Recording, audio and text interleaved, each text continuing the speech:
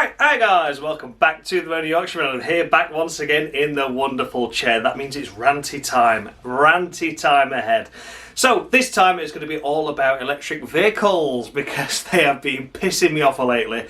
I saw in the news again that by 2030 every vehicle that must be sold in the UK has to be fully electric. Oh, it just pisses me right off, doesn't it? So the reason why it pisses me off and why I'm really annoyed about it is not because I'm a petrol head, but it's because they're not the future. Electric vehicles are not the future, and the sooner people get it into their fucking head that they're nothing to do with the future, the better. What are they? They're a stopgap. That's the only thing they are, because we're running out of oil apparently, so what else do they need? Electric's the way that we can get people to still pay money to have the vehicle. Basically, because they make shitloads of money off of oil, obviously, don't they, with fuel and petrol, so that's the whole point.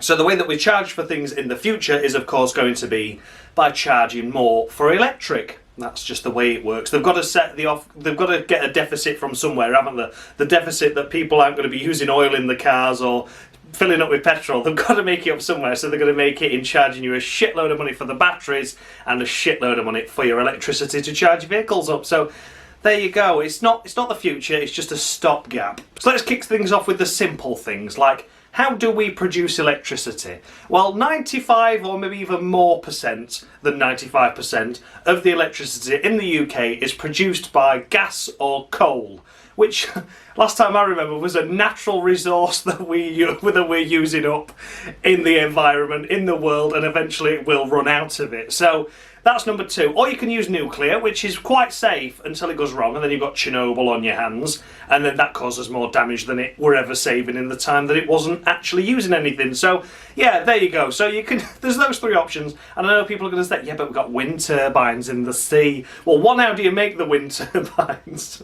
And two, they make up about a fraction of the amount of electricity that we use in the UK. So currently in the UK, we use 96% of electricity produced in an overall year, basically. So that basically leaves 4% of electricity produced that's not currently yet used for electric vehicles. Now, if everyone's running electric vehicles, that's going to run out really fucking quickly. So that's silly. And also in Christmas, in December, it can go up as high as 98 to 99% of the electricity, obviously, because everyone's got the Christmas lights up, haven't they? So you've already floored it there. So how do you make electric vehicles work? You have to produce more power stations to produce more electricity to make sure that the electric vehicles have the electricity to be able to charge them up with.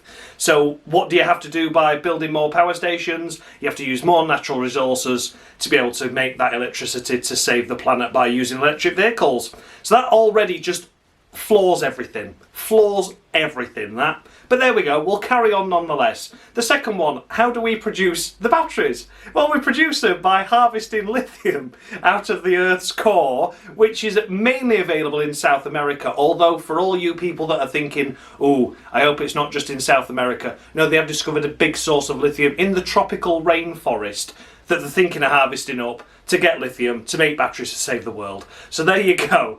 And lithium, the way they harvest lithium is, I won't bore you, you can do your own researching, but it's a very messy and very, very destructive process to get lithium out of the ground. You can have a look into it yourself on that one, and don't just take my word. But when they do finally harvest this lithium, which again is a natural resource that will eventually run out, they ship it all the way to China, where they currently don't have any rules or regulations on how much CO2 emissions they pollute into the world, or how big their carbon footprint is, because they are a developing country, so that means they are exempt from all regulations, so they can produce as much shit as they like.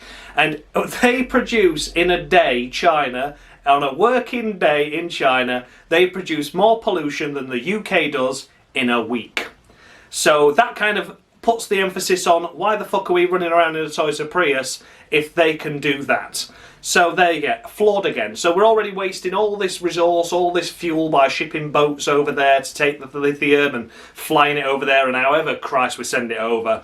Then they make the battery, which is of course a very corrosive, it's a very damaging thing to do for the environment, producing lithium batteries and getting it into a form where it's in a battery. The batteries are then shipped over from China back into their respective countries where the vehicles are going to get built. So there's a lot of people and a lot of manufacturers at the moment in the UK. Nissan and Vauxhall have currently got 2 branches that are just specifying fully electric vehicles in the UK.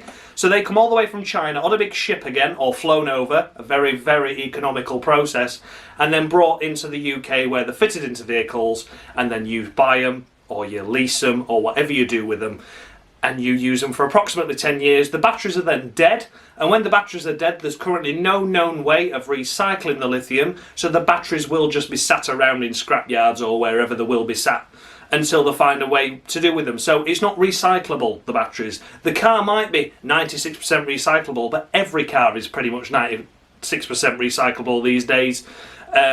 So you're going to be less so recyclable and more damaging to the environment for having a lithium-powered vehicle that's going to run out in 10 years. Then what you have to do is, of course, you have to fit more batteries to your vehicle or buy another one that's just gone through the exact same process as everything else I've just discussed about polluting the world to save the world. So there we go. It's one big smelly mess. It's not going to work. It's not the future. Please stop telling me that it is, because it isn't. It isn't the future. If someone just turned around to me and said, look, lithium isn't the future, we're just running low on oil, so we're going to use electricity, I'd have been all for it. I'd have been fine. That's absolutely fine. I completely agree with you there. Brilliant stuff. But you're not. You're pushing it down his throat as the future, and you're stopping petrol and diesel vehicles production in the UK from 2030 in 9 years' time. Is the UK really going to be ready in 9 years' time to have all these charging points, all these power stations built to be able to build all this lithium harvest from the ground, and some of it might have to be dug up from the tropical rainforest, which, as far as I was aware, was quite damaging to the world if you knock that shit down. But the thing is, I'm not against electric vehicles. That's what a lot of people get a misconception with me, because I'm a petrol head. You think, oh, well, you're just always going to find the negatives in electric vehicles. And no, I'm not. They do serve a purpose, but they don't serve a purpose for the future. That's what I argue. So in built-up city centres like London, Birmingham, all the built-up areas, I fully agree that electric there is perfect, because you've got no pollution in the atmosphere in that area, which is going to be clogging people's lungs up. We know this happens. We know that smelly buses that produce all this shit from the diesel engines, etc., create issues for people's chest, lungs, etc. And that is a reason why electricity works. So you have an electric vehicle that does no pollution in town, city centres, that are really busy.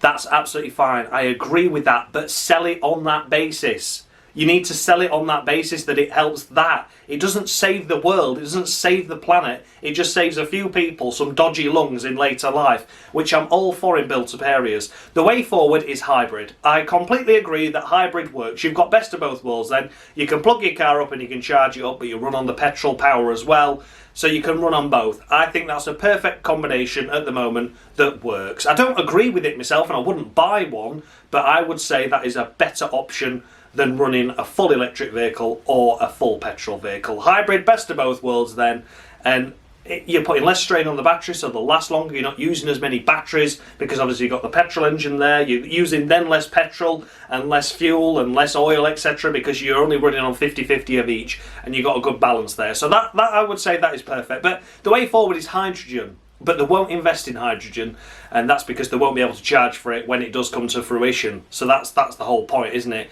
They're only going to... Hydrogen, there was a Hyundai that was converted, an electric Hyundai, that was converted to hydrogen power just a couple of weeks ago. They managed to do 1,000 kilometres on one tank. So it's there, the potential's there. They've been looking into hydrogen ever since they've been looking into electricity. And hydrogen, yeah, okay, they're saying it's dangerous to currently harvest and generate and keep safe and secure and not explode, which, yeah, we totally get.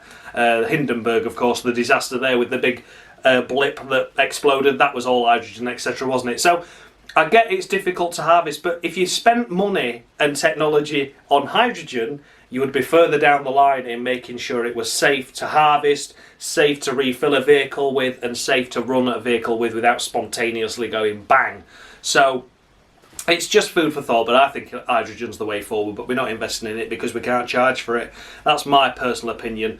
But yeah, I honestly believe that, you know, electricity is not the future, it's merely a stopgap. And to people that always say like, oh, well you're just a petrol head. Yeah, I am just a petrol head, and I'll always be a petrol head. And yes, I have got a Mazda RX-8 that does about 20 miles to the gallon if I'm lucky, and uses a lot of petrol. But what a lot of freedom goers and a lot of free will bloody people don't understand is that, yeah, I am all for saving the environment. I'm with Shell at the minute. I only ever fill up with Shell fuel as well, because it's a cleaner burn for your engine, so it protects your engine, lubricates your engine, and gives a cleaner burn, so there's less emissions and pollution going out the back of them. Might only be fractions compared to putting Tesco fuel in or whatever, but it's there.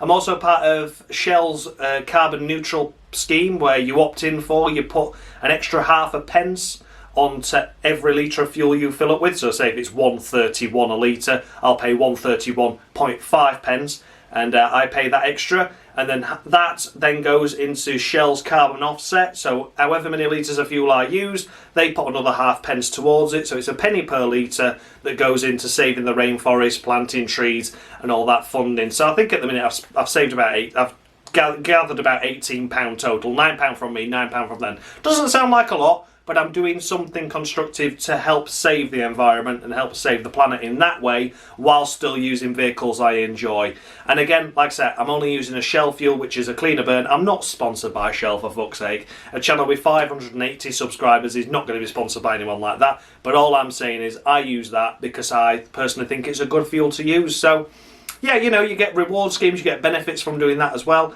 and you're doing your bit whilst just using your ordinary petrol car. How many people that are green and eco-friendly do not understand where an electric vehicle comes from, being all smug and being a right old Karen, well, I'm doing my bit to save the planet, and it turns out you're actually doing more damage than me in an RX-8 that does 20 miles to the gallon.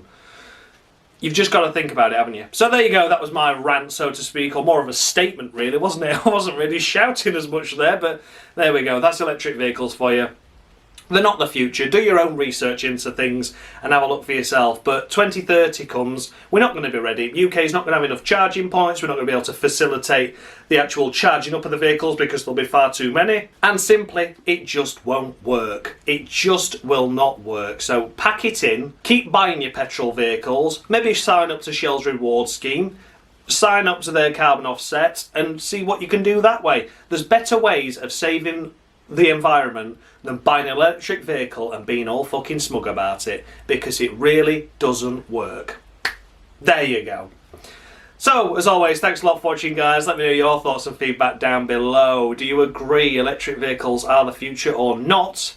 And like I said, all I recommend is you do your own research into things. That is all I recommend. And if you still feel that electric vehicles for you, then go and buy it. But I'm not against electric vehicles. This is the thing. I'm not against electric vehicles. They're just not the future. So, thanks a lot for watching, guys. And as always, much love.